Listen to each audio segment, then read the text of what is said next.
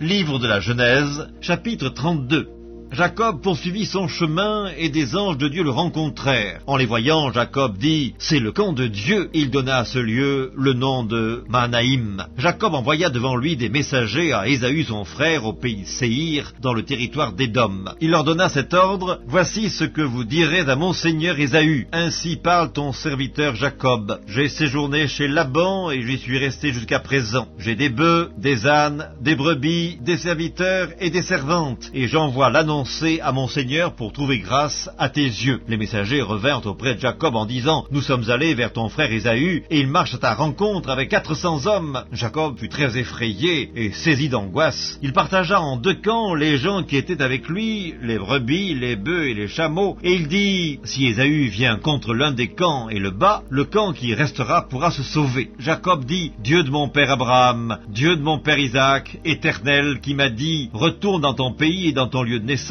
et je te ferai du bien. Je suis trop petit pour toutes les grâces et pour toute la fidélité dont tu as usé envers ton serviteur, car j'ai passé ce Jourdain avec mon bâton, et maintenant je forme deux camps. Délivre-moi, je te prie, de la main de mon frère, de la main d'Ésaü, car je crains qu'il ne vienne et qu'il ne me frappe avec la mère et les enfants. Et toi, tu as dit, je te ferai du bien, et je rendrai ta postérité comme le sable de la mer, si abondant qu'on ne saurait le compter. C'est dans ce lieu-là que Jacob passa la nuit. Il prit de ce qu'il avait sous la main pour faire un présent à Ésaü son frère, 200 chèvres et 20 boucs, 200 brebis et 20 béliers, 30 femelles de chameaux avec leurs petits qu'elles allaitaient, 40 vaches et 10 taureaux, 20 ânesses et 10 ânes. Il les remit à ses serviteurs, troupeau par troupeau séparément, et il dit à ses serviteurs, « Passez devant moi et mettez un intervalle entre chaque troupeau. » Il donna cet ordre au premier. « Quand Ésaü, mon frère, te rencontrera et te demandera, « À qui es-tu et où vas-tu et à qui appartient ce troupeau devant toi ?» Tu répondras, « À ton serviteur Jacob. C'est un présent envoyé à mon seigneur Ésaü, et voici, il vient lui-même derrière nous. » Il donna le même ordre au second, au troisième, et à tous ceux qui suivaient les troupeaux. « C'est ainsi que vous parlerez à mon seigneur Ésaü quand vous le rencontrerez. Vous direz, voici, ton serviteur Jacob vient aussi derrière nous. » Car il se disait, je l'apaiserai par ce présent qui va devant moi. Ensuite je le verrai en face, et peut-être m'accueillera-t-il favorablement. Le présent passa devant lui, et il resta cette nuit-là dans le camp. Il se leva la même nuit, prit ses deux femmes, ses deux servantes et ses 11 enfants, et passa le gué de Jabbok. Il les prit, leur fit passer le torrent, et le fit passer à tout ce qui lui appartenait. Jacob demeura seul. Alors un homme lutta avec lui jusqu'au lever de l'aurore. Voyant qu'il ne pouvait le vaincre, cet homme le frappa à l'emboîture de la hanche, et l'emboîture de la hanche de Jacob se démit pendant qu'il luttait avec lui. Il dit, « Laisse-moi aller, car l'aurore se lève. » Et Jacob répondit, « Je ne te laisserai point aller, que tu ne m'aies béni. » Il lui dit, « Quel est ton nom ?» Et il répondit, « Jacob. » Il dit encore, « Ton nom ne sera plus Jacob, mais tu seras appelé Israël, car tu as lutté avec Dieu et avec des hommes, et tu as été vainqueur. » Jacob l'interrogea en disant, « Fais-moi, je te prie, connaître ton nom. » Il répondit, « Pourquoi demandes-tu mon nom ?» Et il le bénit là. Jacob appela ce lieu du nom de Péniel, car dit-il, « J'ai vu Dieu face à face, et mon âme a été sauvée. » Le soleil se levait lorsqu'il passa à Péniel. Jacob boitait de la hanche. C'est pourquoi, jusqu'à ce jour, les enfants d'Israël ne mangent point le tendon qui est à l'emboîture de la hanche, car Dieu frappa Jacob à l'emboîture de la hanche au tendon.